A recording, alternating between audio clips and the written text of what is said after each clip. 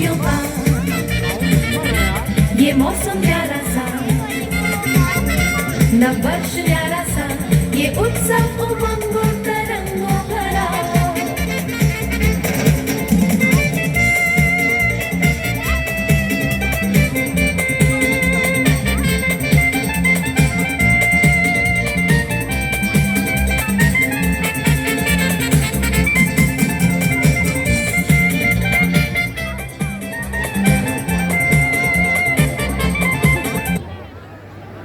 गलीलिया के नाजरेत नामक नगर में एक कुंवारी के पास भेजा गया जिसकी मंगनी दाऊद के घराने के यूसुफ नामक पुरुष से हुई थी और उस कुंवारी का नाम था मरियम। स्वर्गदूत ने उनके यहाँ आकर उससे कहा,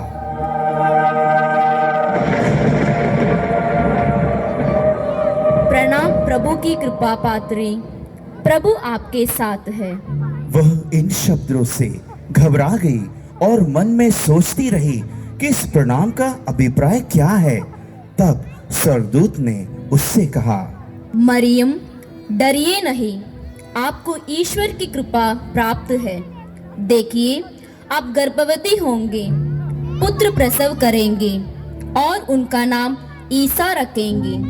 वे महान होंगे और सर्वोच्च प्रभु के पुत्र कहलाएंगे।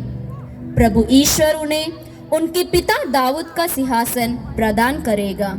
वे याकूब के घराने पर सदा सर्वदा राज्य करेगा और उनके राज्य का अंत नहीं होगा। पर मरियम ने स्वर्गदूत से कहा, यह कैसे हो सकता है? मेरा तो पुरुष से संसर्ग ही नहीं है। पवित्र आत्मा आप पर उतरेगा और सर्वोच्च प्रभु की शक्ति की छाया आप पर पड़ेगी। इसलिए जो आपसे उत्पन्न होंगे वे पवित्र होंगे और ईश्वर के पुत्र कहलाएंगे। देखिए, बुढ़ापे में आपकी कुटुंबनी एलिजाबेथ के भी पुत्र होने वाला है। अब उसका जो बांझ कहलाती थी, छठा महीना हो रहा है, क्योंकि ईश्वर के लिए कुछ भी असंभव नहीं है। देखिए, मैं प्रभु की दासी हूँ, आपका कथन मुझ में पूरा हो। और स्वर्गदूत उसके पास से चला गया। उन दिनों मरियम पहाड़ी प्रदेश में यूदा के नगर के लिए शीघ्रता से चल पड़ी। उसने जकरियस के घर में प्रवेश कर एलिजाबेथ का अभिवादन किया।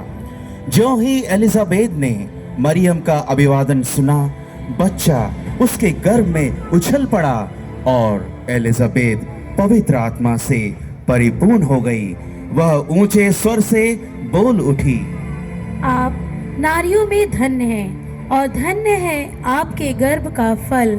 मुझे यह सौभाग्य कैसे प्राप्त हुआ कि मेरे प्रभु की माता मेरे पास आई, क्योंकि देखिए, ज्यों ही आपका प्रणाम मेरे कानों में पड़ा, बच्चा मेरे गर्भ में आनंद के मारे उछल पड़ा। और धन्य है आप जिन्होंने यह विश्वास किया कि प्रभु ने आपसे जो कुछ कहा वह पूरा हो जाएगा। तब मरियम बोल उठी,